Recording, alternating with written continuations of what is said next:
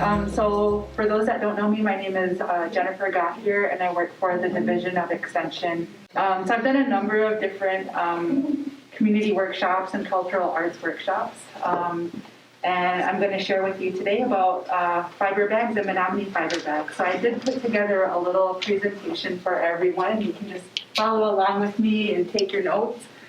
I always like to share a little bit of history, show some pictures, talk about the material culture and how that's changed.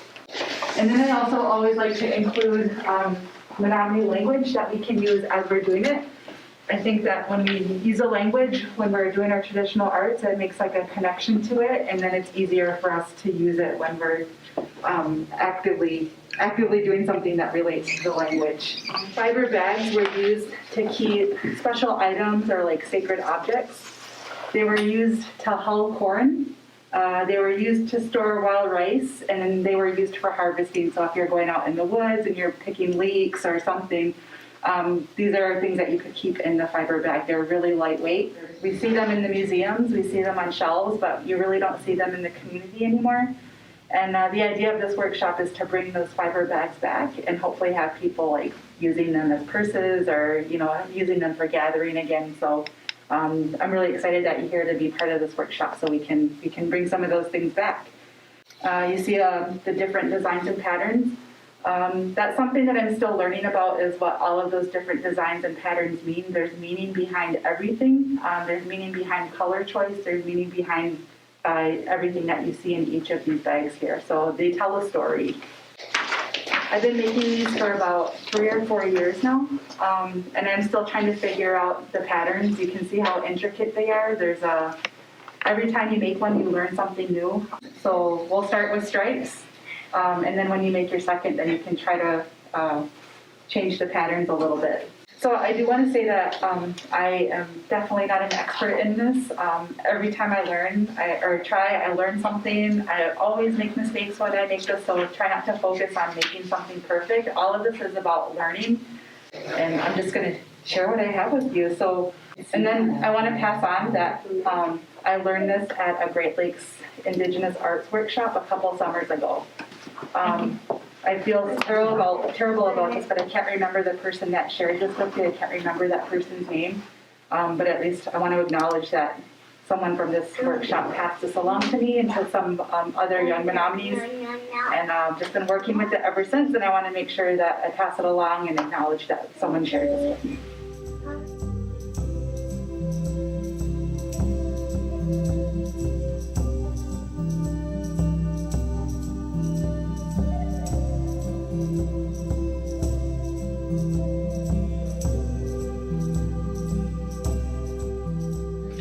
So traditionally, these were made with materials from the environment. Cedar bark, nestle fibers, basswood, slippery elm bark, and even like buffalo wool yarn were items that were traditionally used to make fiber bags.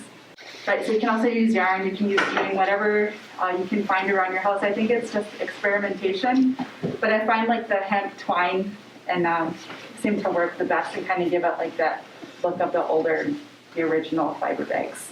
I encourage Menominee language use when we're doing our arts together. So really some basic words is for scissors, we're going to use the word musokan. Musokan.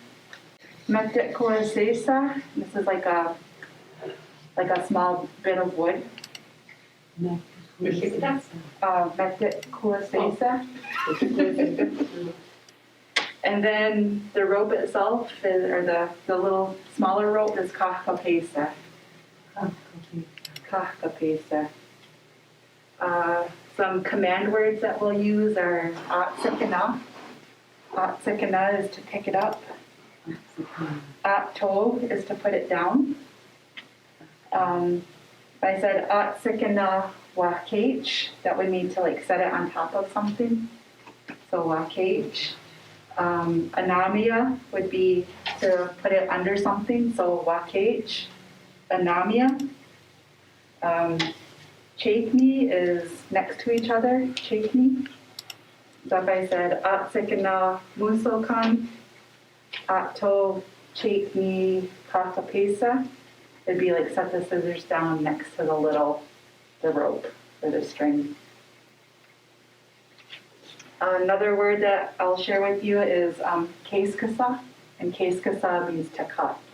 So if I said kafkapesa keskasa, any guesses what that would mean?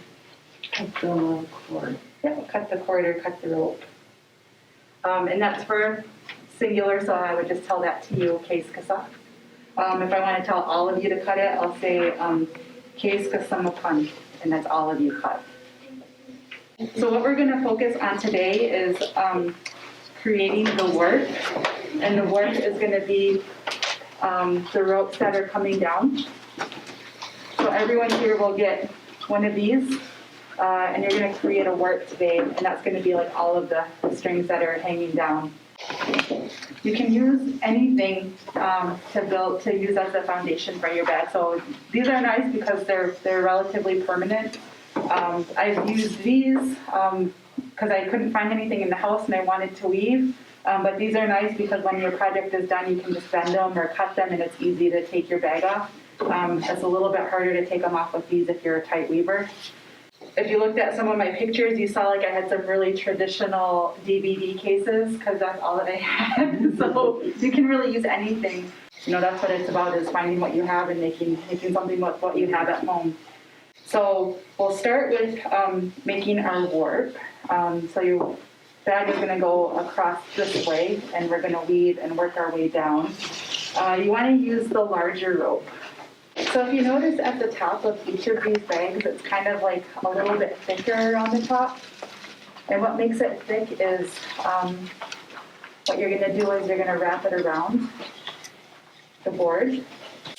So for sure, like at least 2. If you want to try with 3, go with 3. So wrap it around. I'm going to do 3 on this one.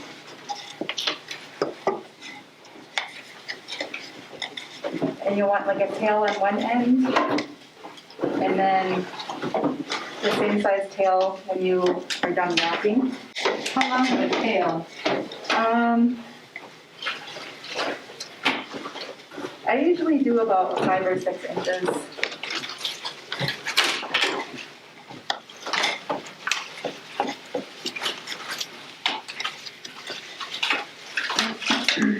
So here's one of the things that I learned when you're working with like a really harder substance like this. You don't want this to be too tight. So you want it kind of loose so it moves up and down the board. And the reason is it makes it easier to get off when you're done weaving. So everyone has their anchor. I'll cut a size for everyone, but you want it to be about like this size. And here's what you do. So hold it like this, and then you're gonna put the loop underneath your anchor, the upside down way. So like that. See that? And then you'll pull the cut ends through. Maybe a slip knot. Yep. So that's what we're going to do the rest of this class is you're going to cut to go all the way around. Yep. You want them to be together, but not super tight, close to each other. I found that when they're super tight, then it's like your weaving kind of pops out in some spots. Okay. What we're going to work on now is the design part. And you remember like these from last week. And what you're going to do is just work around your board and flip your board around. So at Tikana Kakapesa, so pick up one of your colors that you wanted to use. So I think everyone should have 2 colors and then this brown color. So whatever you want to start with. And then I always do like a kind of like a tail to start with, maybe about like that long. So you'll hold it to here like this, so you have a tail like that. And then just wrap it around. It doesn't have to be tight. Loosely is better because it's going to be your weaving part. So I'm going to do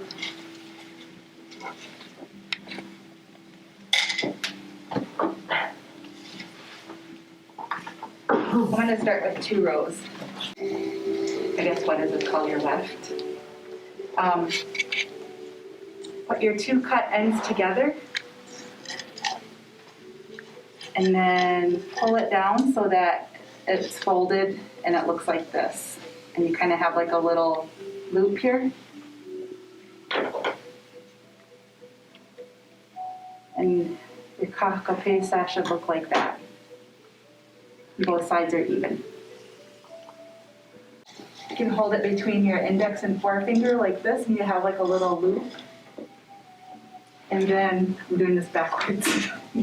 You hold up your board, and then you can grab any 2 of the work that you want, wherever you want on the board. I usually start in the middle or left or right. It doesn't really matter, wherever you want to start. So I'm going to start on this side. And just like basket weaving and beadwork, that first 2-3 rows is the toughest. But after you get through it, it kind of takes a shape and gets easier. You're going to take this loop and you're going to pull your strings through that loop, the 2 warps, or the 2 wefts.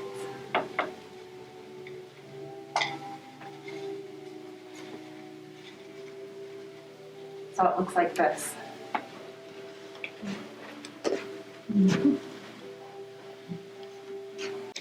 Okay, these 2? Yep. And here? Yep. Oh, okay. Like that? Yeah. Yep. But keep that little, where it's folded like that. Your macrame. And then Yeah. cross it over. Oh, okay. So it's like this. Like that? Yep. Okay. And then you put this one next and further. Oh, okay, crisscross. Yep. Keep crisscrossing. Yep. Keep crisscrossing. Pull You do it with 2? I just want. your ropes from time to time where you can Okay. close that so it doesn't knot up. Don't make this too tight. Just let it weave naturally. If you pull it really tight, it makes your bag kind of like Work. it goes in, and it makes it really hard to take off of your weaving board.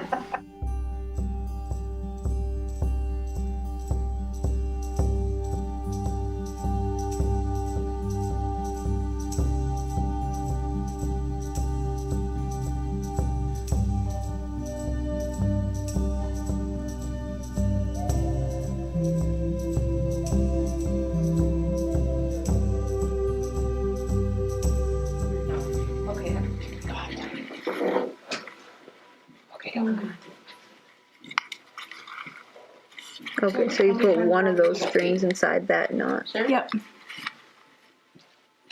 I think I'm just doing 3 rows, so I want 6. And the 3 rows. All right, and then you start your twisting again. Okay, You know what, you don't get all the way to the the 3 rows, next you just color. continue it by adding more of the same color. Oh, sure. Just like adding another color. Yeah, keep it the same color. That's what I'm. Does it start on the outside? And that's how you change your colors. Or Yay. And the inside, just kind of figure out. What's the inside look? The whole thing will come see out how of the it's ball. just like a regular, it's not even like a full knot right there. What you do is when you go around your second time with your green is pull this blue down right with the Oh, with warp. that one. Yep. And maybe just go around like 2, 3, 4 times. And when you get down to like your 4th weave, then you can cut this. Okay. So what that does, it makes this secure so you don't have like a big bulky knot on the inside of your bag. Okay. Yeah. Yeah. Once you finish a color, you just loop it, or you just tie it onto this string where there's the other end tied to there. So it's like each time you just keep tying once you finish that color and those rows. Oh, sweet.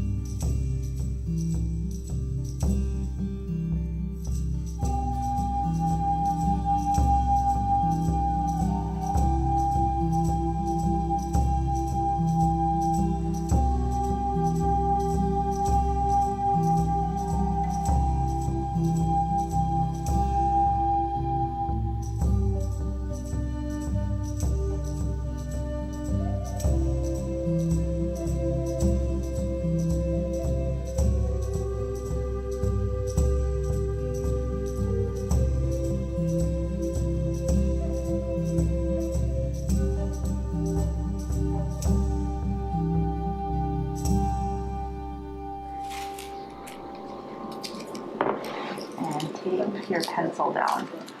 Oh, this way? Yeah, a little bit closer in because I like to use the side to hold the yarn.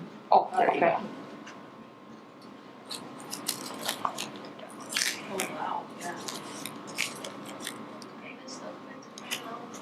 There you go. And then hold this for me.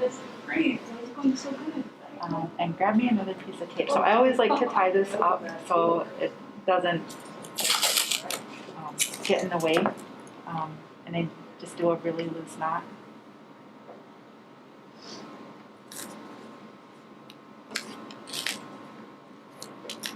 Like that. okay. Okay. The only thing is, for everyone, when you're doing this and you're buying your yarn, make sure you buy the same type of yarn. So if you're buying, Don't mix two different yeah, brands. don't mix two different brands or two different sizes of yarn because that makes your weaving funny. All right, so we're gonna create your rows, and it's just kind of the top, bottom, up, down, whatever. I like to say it because it helps me just.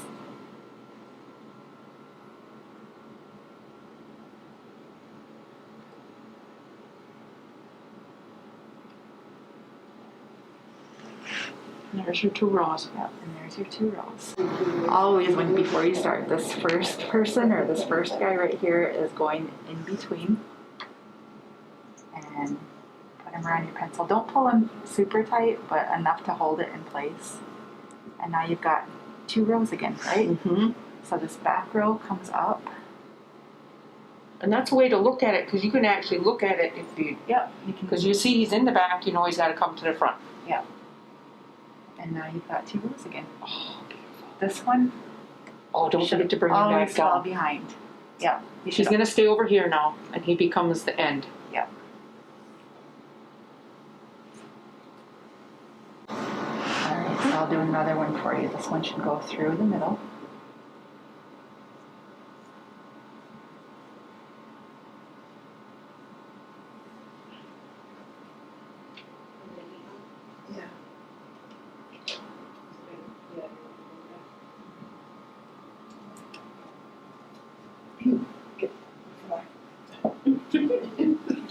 Laser, you don't put him in a spot because he's already in his Yep, spot. he becomes part of the back row.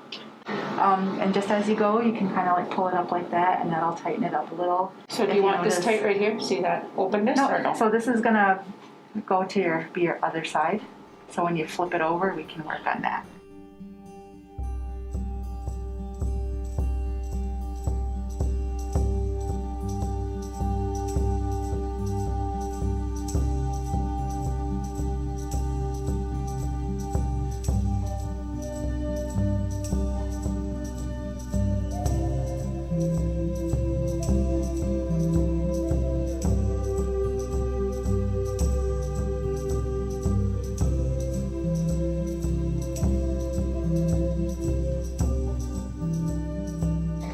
I'm just tying off the ends. Oh, okay. Is it just a regular knot? Yep, just like yep, just once. You can do twice if you want. Like I think you would do twice if you were using yarn, but this is like really thick, so I don't want a big fat knot at the end. But that's all that you need to secure it if you're going to braid it. Okay, so the top and the bottom of each one, and and just then add it. just a simple, like you're gonna start tying your shoe, you know.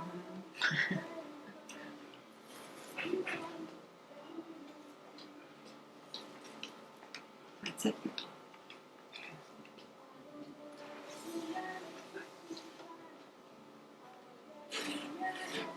And go all the way across. Oh, yeah.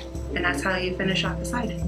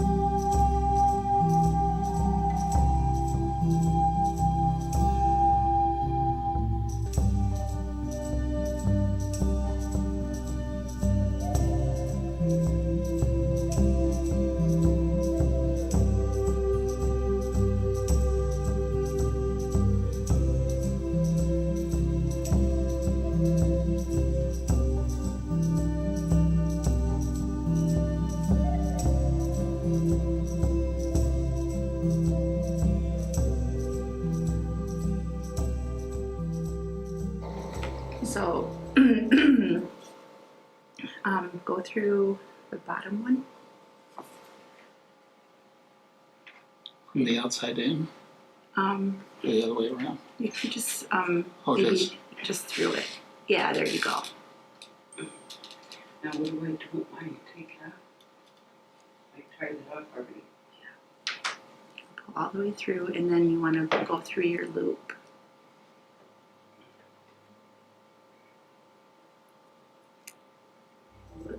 Mm-hmm.